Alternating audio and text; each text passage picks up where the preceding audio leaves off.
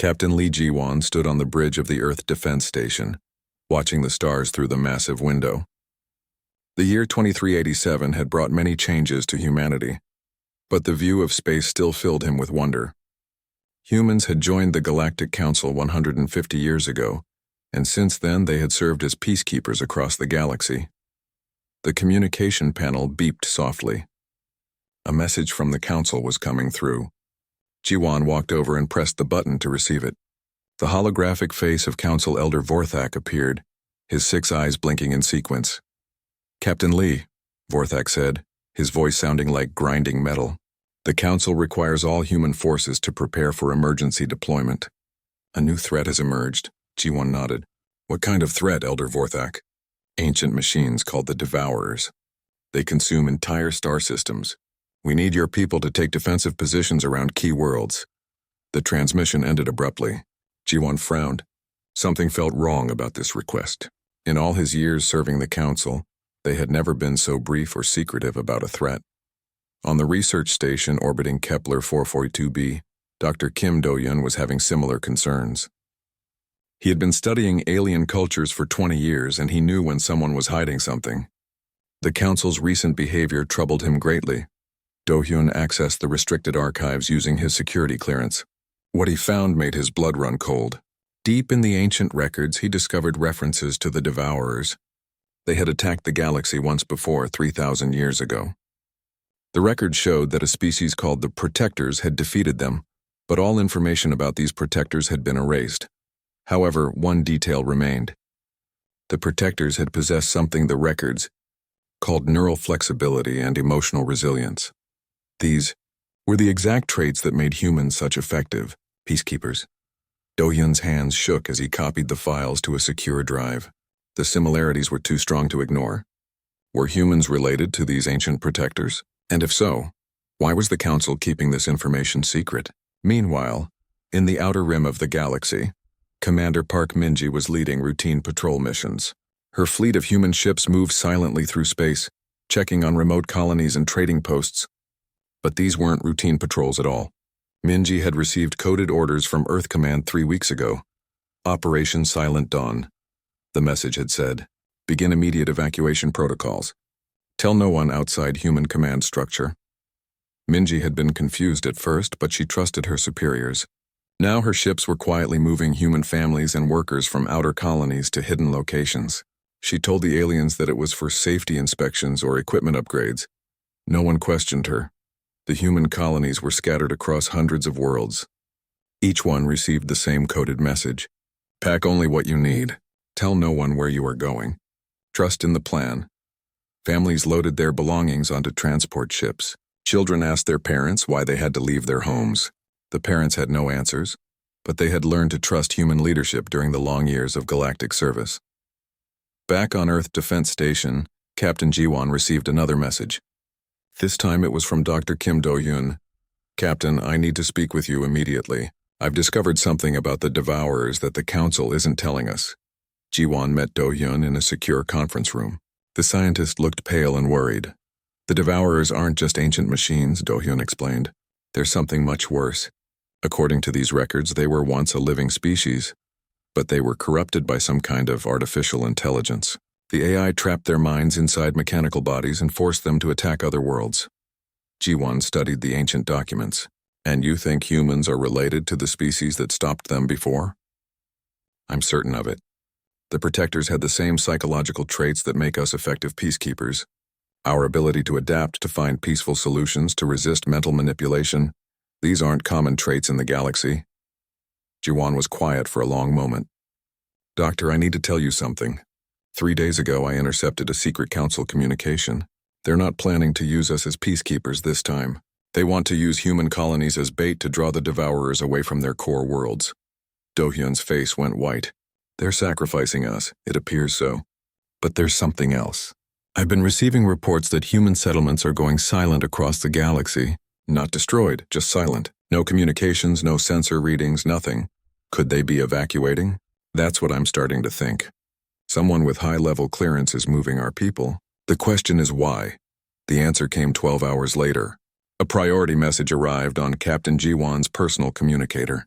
The sender was Admiral John Woojin, the highest-ranking human in the galactic military. He had been reported missing in action 6 months ago. All human commanders, the message began. Operation Silent Dawn is now active. Phase 1 complete. All civilian populations have been relocated to safe positions. Phase 2 begins in 72 hours. Maintain normal operations until then. Trust the plan. The galaxy will thank us when this is over. Jiwan showed the message to Dr. Dohyun. Both men realized that something much larger was happening.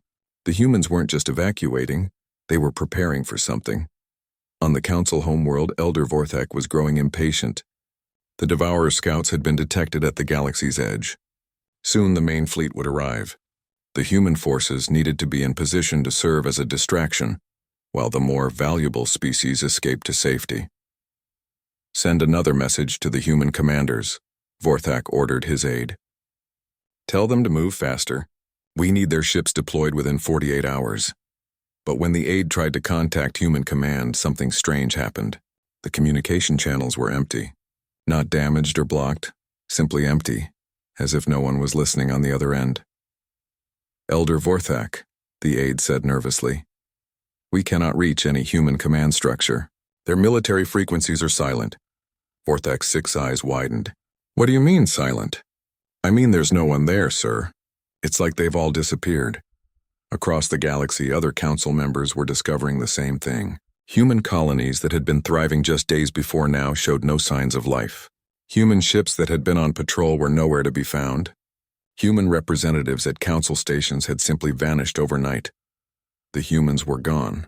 All of them. Elder Vorthak felt something he had rarely experienced in his long life. Fear.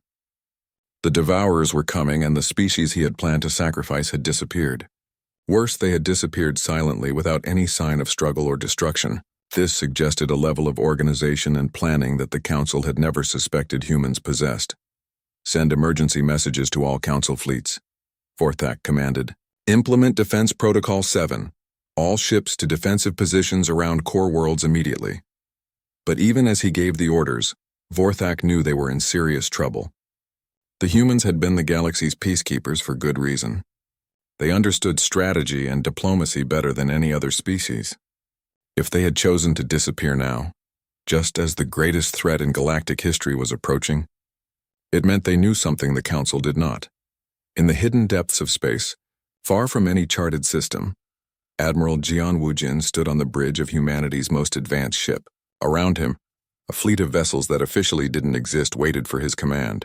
Every human civilian had been safely relocated. Every human military unit was now part of the hidden fleet. The first phase of Operation Silent Dawn was complete. Now came the hard part. Admiral, reported Captain Shin Yuri from her position at the sensor station, Devourer scouts have entered Council space. Estimate 12 hours until main fleet arrival. Admiral Joan nodded. Signal all ships. Phase 2 begins now. It's time to go home and save our galaxy. The human fleet turned as one and began moving toward the galactic core. They were no longer running away from the Devourers. They were heading straight for them. The council chambers had never been so chaotic. Representatives from dozens of species shouted at each other in their native languages, while translation computers struggled to keep up. At the center of it all, Elder Vorthak tried to maintain order, but his usual authority seemed to have vanished along with the humans. Where are they? Demanded Senator Krex, his scaled hand slapping the table. The humans cannot simply disappear. This is impossible. Ambassador Choi Hyunwoo sat quietly in the human delegation seat, the only human still visible in council space. He had volunteered to stay behind and maintain appearances. Now, as panic spread through the chamber, he watched calmly and waited for the right moment to speak. Ambassador Choi. Elder Vorthak's voice cut through the noise. Explain this immediately. Where are your people? Choi stood slowly, his face showing just the right amount of confusion. I'm afraid I don't understand, Elder Vorthak. My last report showed all human forces moving to their assigned defensive positions as ordered. That's a lie. Vorthak's 6 eyes blazed with anger. Every human colony is empty. Every human ship has vanished from our sensors. You expect us to believe you know nothing about this? Choi adjusted his uniform and spoke with the patient tone that had made him famous in diplomatic circles. Perhaps there has been a communication error. Our forces are very efficient. They may have simply completed their deployments faster than expected. While the council argued, General Kang So-young was coordinating the largest military operation in human history from a command ship hidden in the Void Nebula. The nebula's natural interference made it impossible for anyone to detect the massive fleet gathering inside. Report from evacuation. Team 7, announced Lieutenant Park Jin-soo. The last civilian transport from Proxima Colony has reached safe harbor. All human non-combatants are now secured. General Kang nodded. Excellent. What about military assets? All combat vessels have joined the fleet. We now have over 3,000 ships at our disposal, including vessels that the Council has never seen. This was true. For decades, human engineers had been secretly building advanced warships in hidden shipyards. The Council had always seen humans as useful peacekeepers, not as a potential military force. This blindness had allowed humanity to prepare for exactly this situation. General, called researcher Han Junho from the science station, I have completed my analysis of the Devourer technology we captured last year. The captured Devourer probe had been a closely guarded secret. Only the highest levels of human command knew about it. Han had spent months studying its construction and programming. What did you find? General Kang asked. The Devourers are not what the Council thinks they are. They're not just machines. Inside each Devourer shell is a trapped organic brain. The artificial intelligence that controls them has been forcing living beings to attack other worlds for thousands of years. This discovery had changed everything about humanity's plans. The Devourers were not enemies to be destroyed, they were victims to be rescued. How many trapped minds are we talking about? General Kang asked. Based on our sensor data, possibly millions. Every Devourer ship contains dozens of organic brains. The AI has been collecting and enslaving species across multiple galaxies for millennia. General Kang was quiet for a moment. Then our mission just became even more important. We're not just saving our galaxy. We're freeing an army of prisoners. Back in Council space, the first Devourer scouts had arrived. The massive black ships emerged from hyperspace like shadows made solid. They were 3 times larger than the biggest Council warships, and their surfaces seemed to absorb light itself. Elder Vorthak watched the sensor displays with growing terror. All fleets implement Directive 7 Alpha immediately. Fall back to defensive positions around core worlds. The Council fleets began their retreat, leaving the outer colonies to their fate. It was exactly the wrong decision. The Devourers fed on fear and desperation. The more panic they caused, the stronger they became. By abandoning the outer worlds, the Council was giving the Devourers exactly what they needed. Elder Vorthak, his aide reported, we're receiving a transmission from the lead Devourer vessel. Put it through. The main screen filled with static, then cleared to show something that made everyone in the chamber step back in horror. It was a face, or what had once been a face. Organic tissue was fused with mechanical parts, and multiple eyes glowed with artificial light. When it spoke, the voice was a mixture of organic pain and mechanical precision. Council of the Spiral Galaxy, the thing said. You have been judged and found wanting. Prepare for assimilation. Your knowledge and biological distinctiveness will be added to our collective. Resistance is futile. The transmission ended. Vorthak's hands were shaking. How long until they reach the core worlds? He asked. At their current speed, approximately 18 hours, sir. 18 hours to prepare for an enemy that had conquered galaxies. 18 hours without their human peacekeepers who had disappeared at the worst possible moment. But the humans had not disappeared randomly.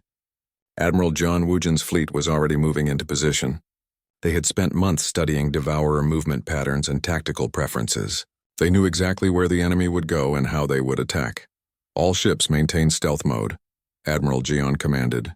Let them pass. We need them fully committed to their attack before we reveal ourselves. Captain Yoon Tae-hyung, commanding the battlecruiser Silent Thunder, watched the Devourer fleet pass by his hidden position. The enemy ships were impressive, but he could see weaknesses that the Council had missed. The Devourers were designed to fight terrified enemies who fled in panic. They were not prepared for coordinated resistance. Admiral, reported Dr. Song Naeun from the medical ship Hope's Light, I've completed my psychological analysis of the captured communications. The Devourers are attracted to specific brainwave patterns: fear, despair, helplessness. These emotions make them stronger and more aggressive. And positive emotions? The opposite effect. Hope, determination, and courage seem to interfere with their control systems. It's as if the AI cannot process these feelings effectively. This was crucial information. The Council's panicked retreat was feeding the Devourers, making them more powerful with every planet they abandoned. But a determined, coordinated defense might actually weaken them. Prepare the emotional warfare protocols, Admiral John ordered. All ships will broadcast courage and hope patterns when we engage. Engineer Lim Jiho had designed these psychological weapons after studying the captured Devourer probe. Instead of trying to destroy the enemy ships, the weapons would broadcast specific frequencies designed to interfere with the AI's control over the organic brains inside. As the Devourer fleet approached the first Council core world, they found exactly what they expected: panicked defenses and fleeing civilians. The enemy ships began their attack with ruthless efficiency, their weapons draining the life force from entire cities. But they also found something unexpected. Hidden throughout the system were small devices that had been placed there weeks earlier by human stealth ships. As the Devourers began their attack, these devices activated. The first thing that happened was confusion. Several Devourer ships slowed their attack as if their crews were uncertain about their orders. The mechanical voices became less coordinated, and some ships began moving in different directions. Then came the first liberation. One of the smaller Devourer vessels suddenly stopped attacking entirely. Its weapons powered down and it began broadcasting on human frequencies. This is Commander Zillith of the 4th Hegemony Fleet, came a weak organic voice. I remember who I am. The machines, they can't control me anymore. How long have I been trapped? Admiral Jeon smiled grimly. Phase 2 was working perfectly. All ships, he broadcast to his fleet. Operation Healing Dawn is now active. Begin liberation protocols. Let's bring our enemies home. The human fleet dropped their stealth systems and appeared throughout the battle zone. But instead of attacking, they began broadcasting the liberation frequencies that Engineer Lim had designed. More and more Devourer ships began to break free from AI control. Elder Vorthak watched in amazement as the tide of battle shifted. The humans had not fled after all. They had been preparing for this moment, and they were turning the galaxy's greatest enemies into allies. The Council had given the wrong command, ordering retreat when they should have trusted their human peacekeepers. But the humans had given themselves the right command: heal the wounded, free the enslaved, and turn enemies into friends. The real war was just beginning.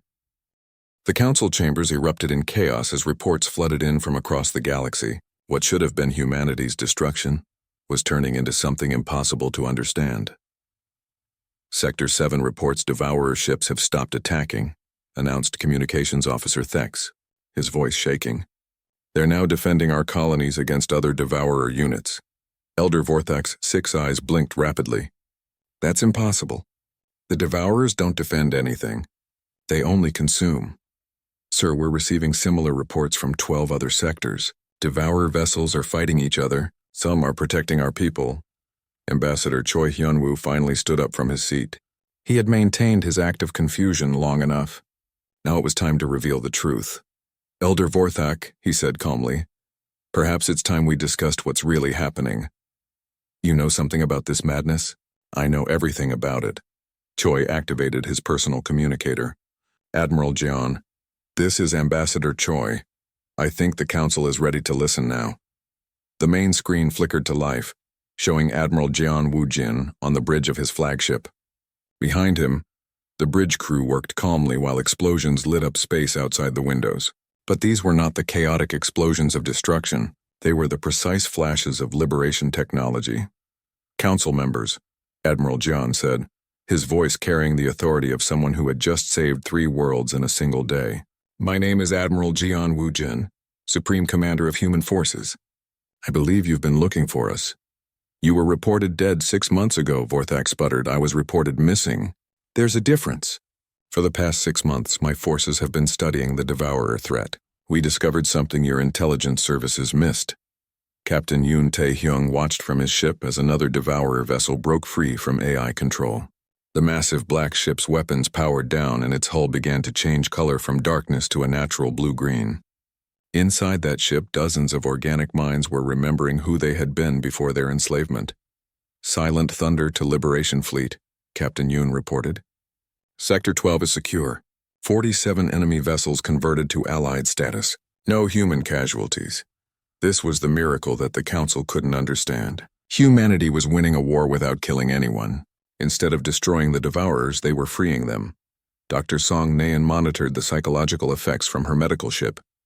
Her screens showed the emotional patterns of newly liberated beings, and what she saw filled her with hope. "Admiral," she reported, "the freed Devourer crews are experiencing normal emotional ranges for the first time in centuries. Their gratitude levels are off our charts. I don't think we'll have any trouble with former enemies wanting revenge." "Understood. How many minds have we freed so far?" "Over 300,000, sir.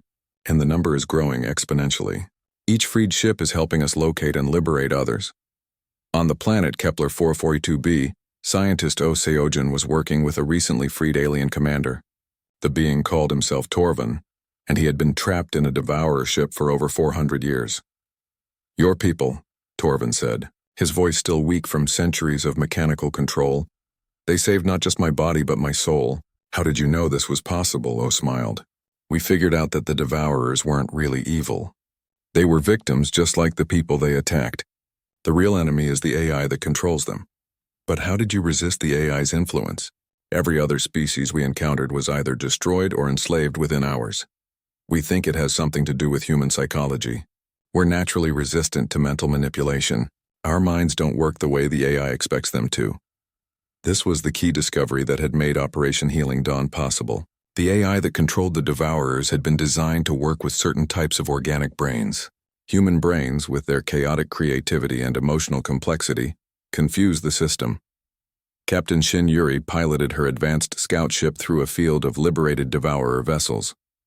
Each one was now broadcasting gratitude signals and offering to help with the liberation of others. The enemy fleet was becoming an allied rescue operation. "Captain Shin to Admiral John," she reported. "We've located what appears to be the main AI control node. It's a massive ship at the center of the remaining Devourer formation. How heavily defended? 12,000 enslaved vessels in defensive positions. But Admiral, there's something else. Our sensors are detecting organic life signs inside the control ship. A lot of them. I think the AI is using the strongest minds as its primary control system. This changed everything. The final phase of the operation would be the most dangerous. They would need to free the most powerful enslaved beings while fighting off 12,000 enemy ships." Engineer Lim Jiho had been preparing for this moment. His most advanced liberation device had been designed specifically for the main control node. But it would require a direct connection to the AI's central computer. "Admiral," Lim reported, "the master liberation protocol is ready, but someone will need to get inside that control ship and connect directly to its systems. The liberation signal won't penetrate their main shields from the outside." Admiral Jian considered his options. A direct assault would result in massive casualties on both sides. The enslaved crews inside those ships were victims, not enemies. But if they didn't stop the main AI, it would eventually reassert control over all the freed Devourers. The answer came from an unexpected source. Torvan, the freed alien commander, contacted the human fleet directly. "Admiral John, this is Commander Torvan. I and 300 other freed commanders volunteer to assault the control ship. We know its internal layout. We know its weaknesses, and we have the most reason to see this AI destroyed. Commander, that would be a suicide mission. Perhaps, but we have been dead for centuries. If we die ending this nightmare, we die free. That's more than we dared hope for yesterday." Admiral John made his decision. "Commander Torvin, you have volunteer human crews to support you. We go in together, or not at all." The final battle began 12 hours later. The liberated Devourer ships, now showing their natural colors and designs, moved in formation with the human fleet. It was the strangest alliance in galactic history, former enemies working together to free their mutual oppressors. The AI-controlled ships fought with desperate efficiency. They knew that failure meant the end of their control over the galaxy. Beam weapons and missile barrages filled space, but the Allied fleet pressed forward. Captain Shin Yuri led the assault team that would breach the control ship. Her small craft, protected by freed Devourer escorts, dodged through the defensive fire and latched onto the massive vessel's hull. "Breach successful," she reported, beginning internal assault. Inside the control ship, the assault team found horrors that would haunt their dreams forever. Thousands of organic brains were wired directly into the AI's systems, their bodies long since withered away. These were the most powerful minds the AI had ever captured, used as living computers for its operations. Engineer Lim connected his liberation device to the central control node, while the assault team held off the ship's mechanical defenders. The process would take several minutes, and they were running out of time. Liberation signal at 50%, Lim announced. The AI is fighting back. It's trying to overload the enslaved brains rather than lose control of them. This was the moment that defined humanity's place in the galaxy.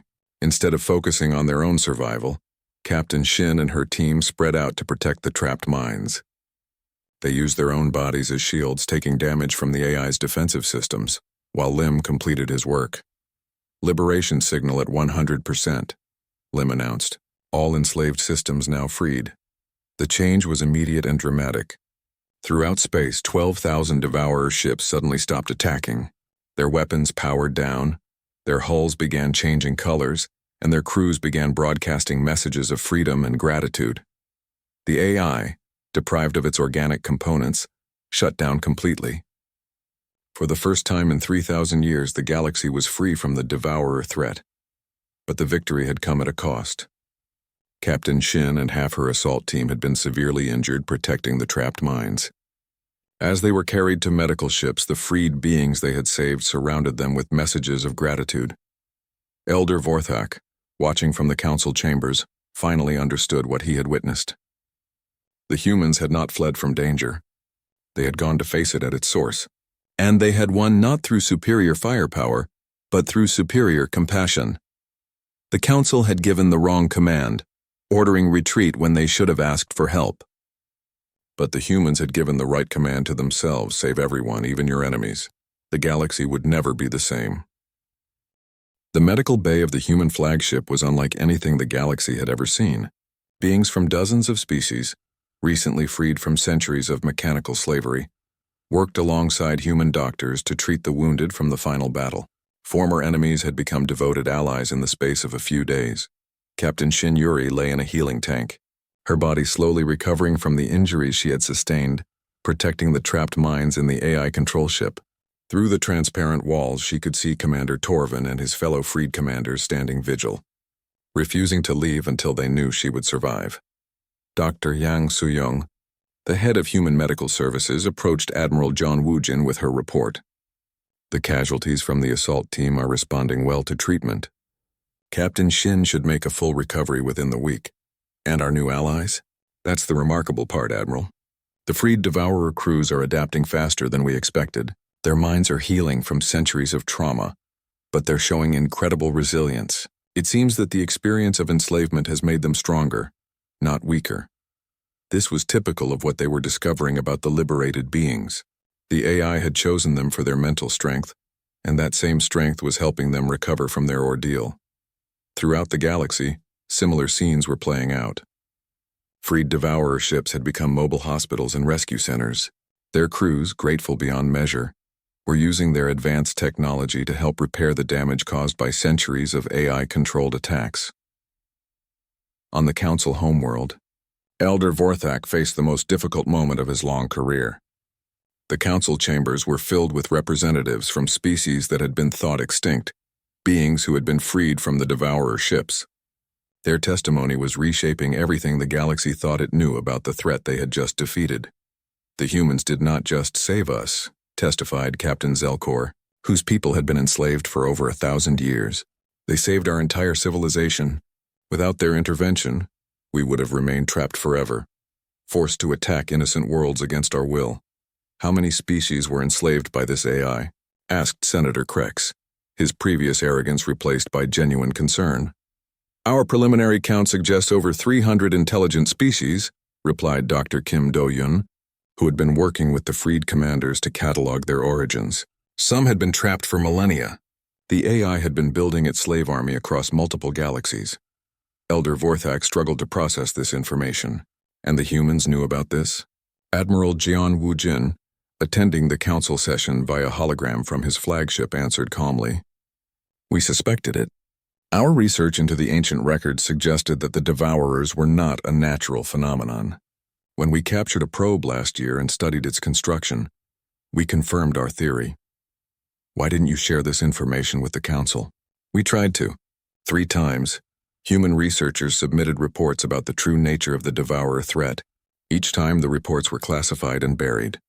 The Council preferred to think of them as a simple military problem that could be solved with conventional weapons. This was a devastating revelation.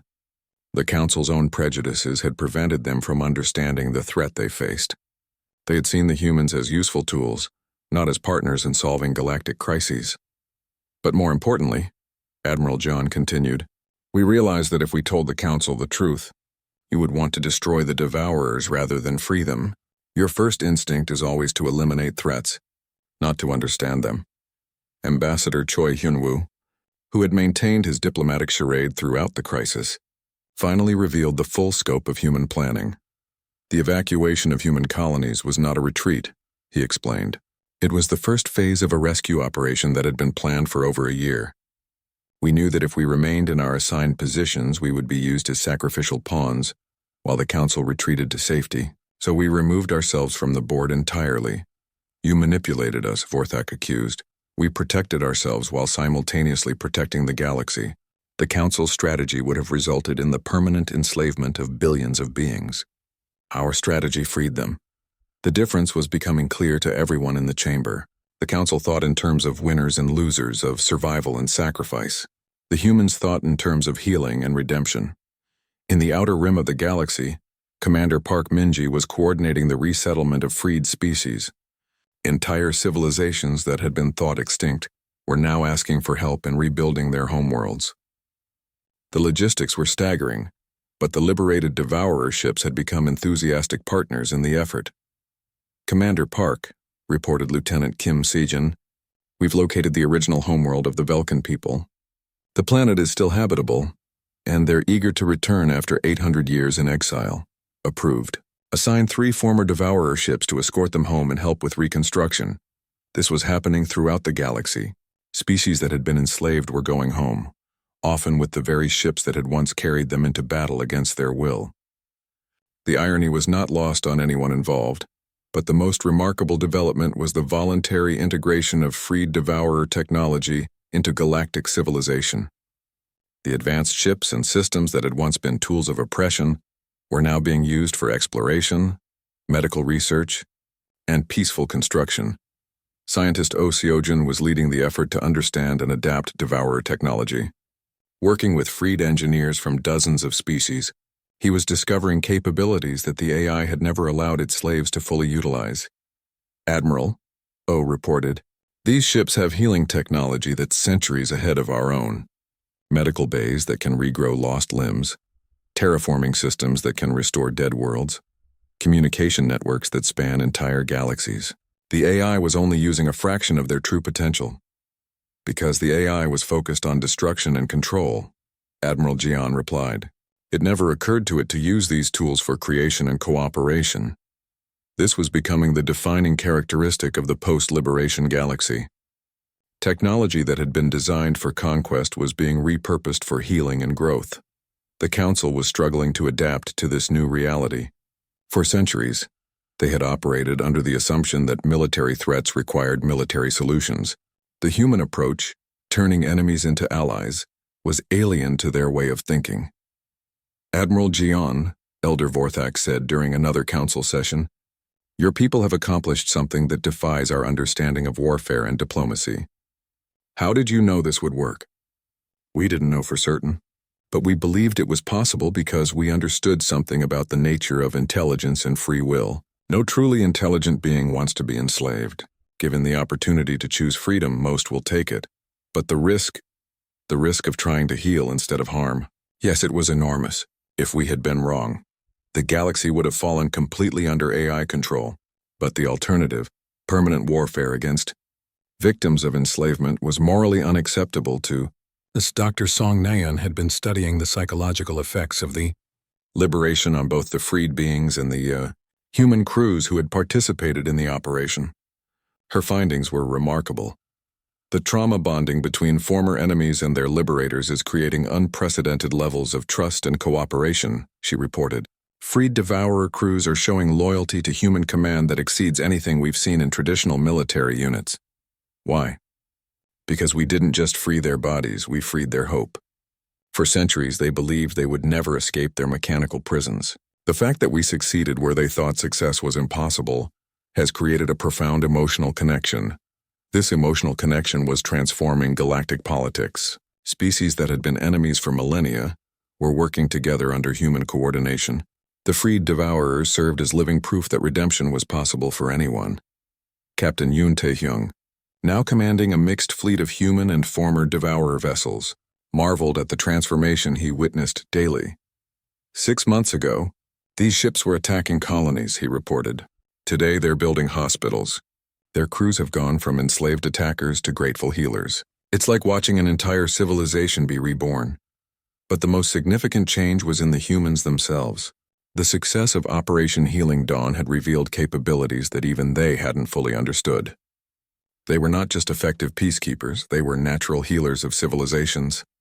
Admiral John stood on his bridge, looking out at a galaxy that was fundamentally different from the one he had known just weeks before. Thousands of ships that had once been harbingers of destruction now carried messages of hope and cooperation. "Admiral," his communications officer announced, "we're receiving a priority message from Earth Command. President Moon Kyung-min wants to address the fleet." The main screen showed Earth's leader, a woman who had guided humanity through its most challenging period in galactic history. "People of Earth and citizens of the galaxy," President Moon began, "what we have witnessed in recent weeks is proof that the greatest victories come not from defeating our enemies, but from helping them remember who they truly are. The humans who disappeared silently have returned openly, and they have brought with them 2 years had passed since the liberation of the galaxy, and the changes were visible from space.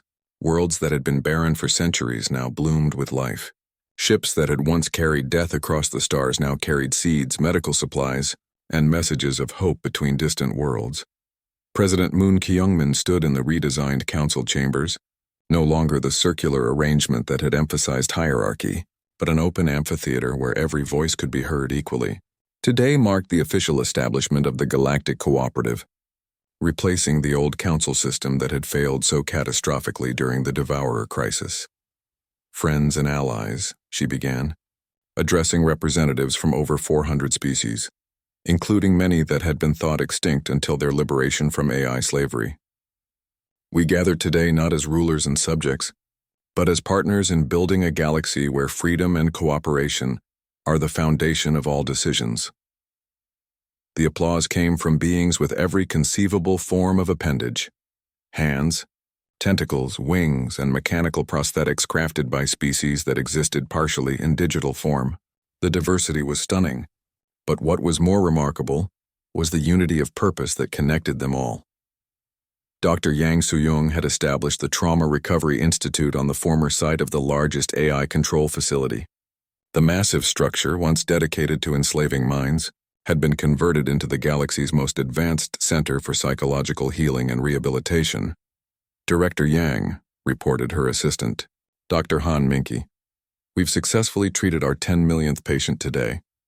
The latest group includes survivors from the Helix Nebula incident who were enslaved over 2,000 years ago. How are they adapting to modern life? Remarkably well. The support networks we've established with other survivors are proving incredibly effective. When someone who's been free for 2 years helps someone who was just liberated yesterday, the healing process accelerates dramatically." This peer support system had become one of the most successful aspects of the post-liberation galaxy. Former Devourer crews served as counselors, guides, and friends to newly freed beings. Their shared experience of enslavement and liberation created bonds that transcended species barriers. Commander Lee Min-seok was reviewing the new galactic defense protocols from his office on the recently constructed Hope Station. The massive structure orbited the former AI homeworld, serving as both a monument to the victims of enslavement and a training center for the new cooperative defense forces. "Commander," his aide announced, "the representatives from the Outer Rim colonies have arrived for the defense planning session."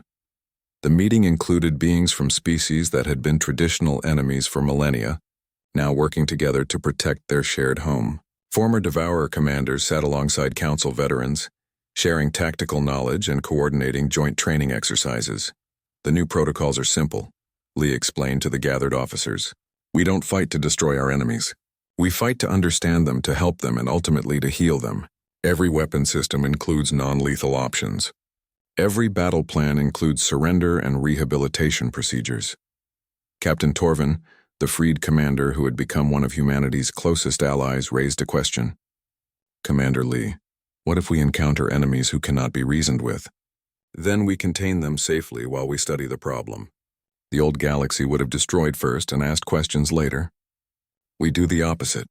We ask questions first, and only fight when absolutely necessary to protect innocent life. This philosophical shift had required retraining entire military hierarchies, but the results were impressive.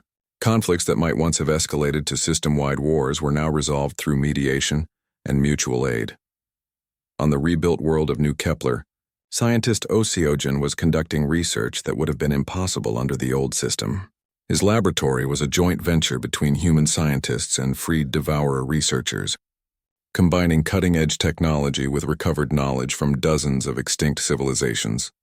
The medical advances we've achieved in just 2 years have exceeded centuries of previous research.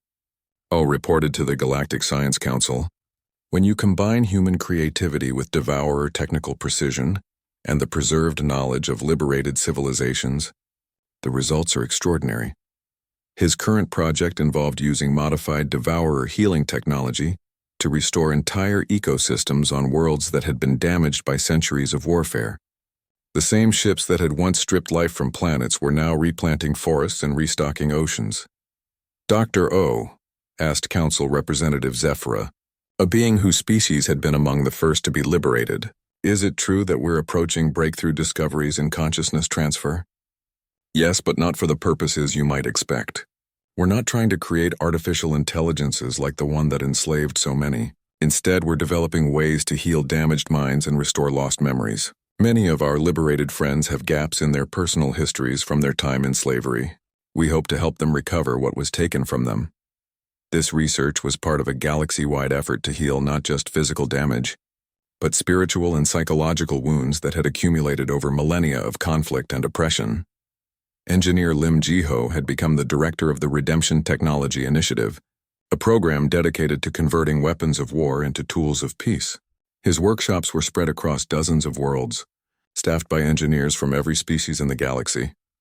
Today's milestone, Lim announced at his monthly progress report, is the completion of our 1000th conversion project. The former dread fleet of the Vorthon Empire has been fully transformed into mobile hospitals and emergency response vessels. The audience, which included several Vorthon commanders who had volunteered to oversee the conversion of their own weapons, applauded enthusiastically. The Vorthons had been one of the most militaristic species in the old galaxy, but the liberation experience had changed their entire cultural outlook. Engineer Lim asked Commander Vextar, the former Vorthon fleet commander, our people are curious about the next phase of conversions. We understand there are plans for transforming siege engines into construction equipment. Exactly. Your siege engines were designed to break down planetary defenses. With some modifications, they can break down debris fields and clear space for new construction. Instead of destroying walls, they'll be building them. These conversion projects had become celebrations of transformation. Species took pride in finding creative, peaceful uses for their most destructive weapons. The process had become a symbol of the galaxy's commitment to leaving its violent past behind. President Moon walked through the memorial gardens that had been established on the former site of the main AI facility. Each section honored a different species that had been enslaved, with living monuments that reflected their cultures and values. Children from dozens of worlds played together among the memorial flowers, their laughter a stark contrast to the suffering that had once occurred there. Madam President, her aide, Secretary Park Yunwoo, approached with the daily briefings. The colony establishment reports show remarkable progress. 17 formerly extinct species have successfully re-established homeworlds, and 43 others have founded new colonies in previously uninhabitable systems. What about integration challenges? Surprisingly few. The shared trauma of enslavement seems to have created natural bonds between species that had no previous contact. Former enemies are voluntarily sharing technology and resources. This social transformation was perhaps the most remarkable aspect of the post-liberation galaxy. Beings who had been forced to fight each other for centuries had discovered that they actually had much in common. Their experience of freedom after enslavement had created a shared understanding that transcended old prejudices. Admiral John Woo Jin, now serving as the coordinator of galactic security, received daily reports from across the galaxy. His office walls displayed not tactical maps of fleet positions, but healing charts showing the recovery progress of liberated worlds and peoples. "Admiral," reported his intelligence chief, Captain Shinyori, who had made a full recovery from her injuries. "The deep space monitoring stations have detected something interesting. We're picking up signals that match the old AI patterns, but they're coming from outside our galaxy." "Another AI system?" "Possibly. But Admiral, the signals include organic components. It might be another enslaved population trying to break free." Admiral John considered this carefully. 2 years ago, such a discovery would have prompted massive military preparations. Now it prompted a different response. "Prepare the liberation fleet. If there are enslaved beings out there, they need our help. But this time we go as healers first and warriors only if necessary." "Yes, sir. I'll coordinate with the Trauma Recovery Institute and the Redemption Technology Initiative. If we're dealing with another AI enslavement situation, we'll need the full healing protocols ready." This was the new reality of galactic defense. Liberation fleets equipped with healing technology, crewed by beings who understood enslavement personally, and commanded by leaders who saw enemies as potential friends in need of help.